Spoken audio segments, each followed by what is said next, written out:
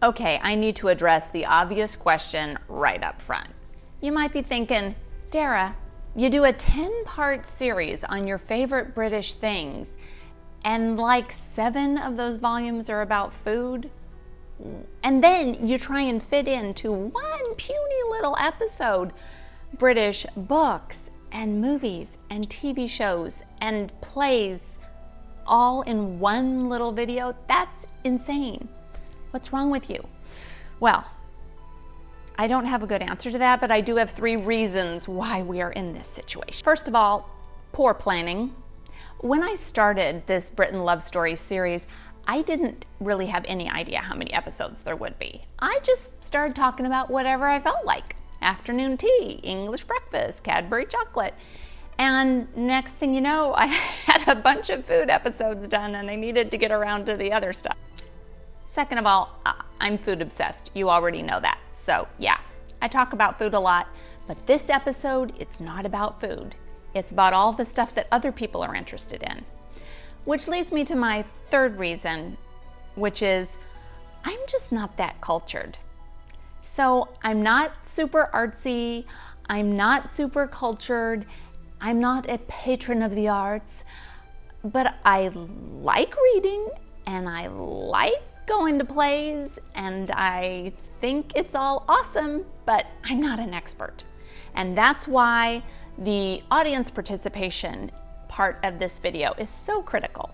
I need y'all to, in the comments, tell me all the great British authors and playwrights and books and TV shows and movies that are your favorite, that are so awesome that everyone needs to watch, because I'm only going to be able to cover a couple in each category. Before we go any further, please be sure to like this video and subscribe. And even if you are subscribed, make sure you click the bell. For the love of love, click that bell, because the next and final episode in Britain Love Stories, you don't want to miss it. First up, books. Like many American girls, as a teenager, I fell in love with the idea of falling in love with an Englishman by reading Jane Austen and the Bronte sisters. I also fell in love with the notion of cute little English villages and the windswept moors and the white cliffs of Dover. So it had a big impact on me. And I know a lot of my friends are huge Jane Austen fans.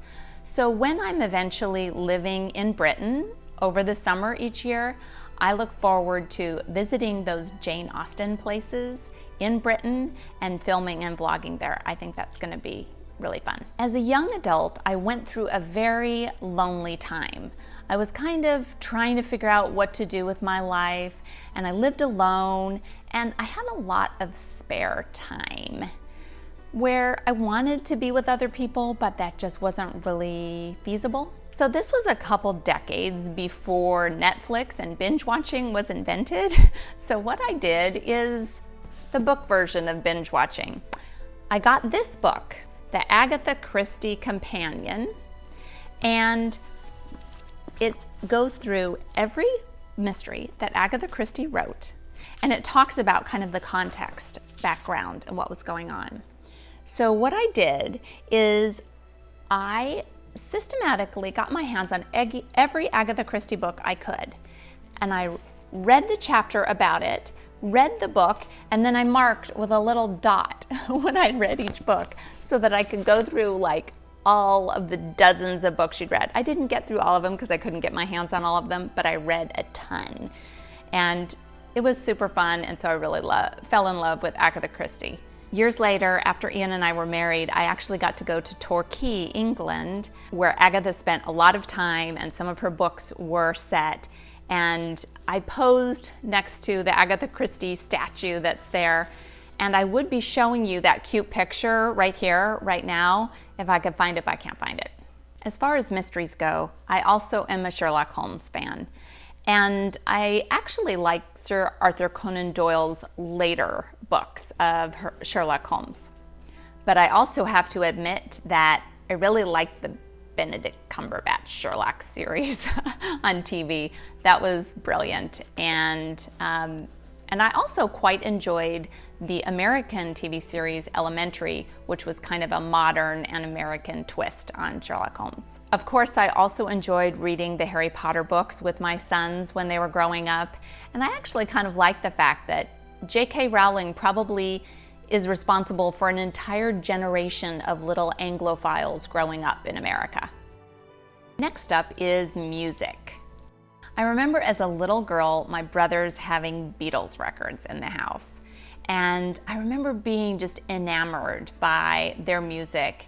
And I still think they're probably the most genius band ever. Then in high school, I attended my first live rock concert. And we saw a British band who you may have heard of. Their name was Queen. And yes, I feel so lucky that I had like the best first concert experience ever. I will never forget Freddie Mercury running around the stage in his white jeans, and just what a dynamic and amazing performer he was. I am so grateful that I was able to see him perform live when he was still around. I'll be honest, I'm one of those people that thinks 80s music is the best. Like, I don't think it's ever been as good ever since. I was a huge fan of new wave music in the 80s, and my very favorite band at the time was Depeche Mode. And I was able to see them live in concert with my friend Amy in Dodger Stadium. It was pretty epic. And I also loved other bands at the time and remember going to dances with Soft Cell, Erasure, the Pet Shop Boys, Howard Jones, Tears for Fears, and best of all, the Smiths. In fact, the Smiths played a pivotal role in Dara and Ian getting together. I did find this picture of me wearing a Smiths t-shirt posing in front of the Grand Canyon in 1992. You will hear more about the Smiths and Dara and Ian in Volume 10 of Britain Love Stories. Of course, I have to start off by mentioning Shakespeare. That is one playwright who has had a massive effect on the history of theater, single-handedly. And really, his plays, his characters, and his language are really woven into the fabric of American life, as well as British. Now, I am far from a Shakespeare scholar, but I have enjoyed going to the Shakespeare Festival, going to Stratford-on-Avon, and seeing Shakespeare plays performed there. And while there are so many great playwrights and actors and directors from Britain, really my favorite thing is to see any show in London. It's really an awesome place to see theater, and being the frugal person that I am, I like the fact that the prices are regulated so that you can see shows for much less than you can in the States. And in fact, something like Hamilton you see for a fraction of the price that you would in New York City. My first experience with London theater was traveling in Europe with my college friend Kristen and going to Leicester Square and getting last-minute student tickets to Evita. I think we sat in the second row, and it was so fun. Then I returned to London years later with Ian and was able to continue my love of Agatha Christie by seeing the longest-running show anywhere, Agatha Christie's The Mousetrap. Several years ago, Ian and I were able to see a tribute show called We Will Rock You that was also pretty fun because it allowed me to revisit my love of Queen. And then a few years ago, my family saw another very British show in London. I particularly like seeing the really British shows in London. I think that's fun. And we all went to see Billy Elliot, which was a blast. Now let's talk about movies. My favorite movie of all time is this one, A Room with a View. I'm not the kind of person that sees movies repeatedly, but this movie, when it came out in the 80s, I went to see it in the cinema like 6 times. And then when it came out on VHS, I bought it. And then when VHSs went away, I bought it on DVD. And I still watch this movie. I have the movie poster in my media room right now. I just think this movie is perfection. The script is flawless. Funny, gripping, maddening, exciting, charming. It's got it all. And you know what else it has? It has performances by some of the best British actors ever. And finally, TV shows. I left this topic for last because, to be honest, this is the type of British content that I consume the most these days.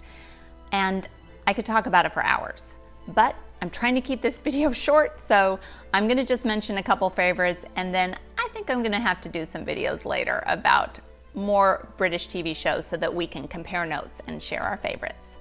To give a quick overview of my all-time favorites, I will start by saying that I'm a huge fan of British detective shows. From old ones like Morse to new ones like Grantchester, I would say my two current favorites are Shetland, set in gorgeous Scotland, and Endeavour, shot in like 1950s, 60s Oxford.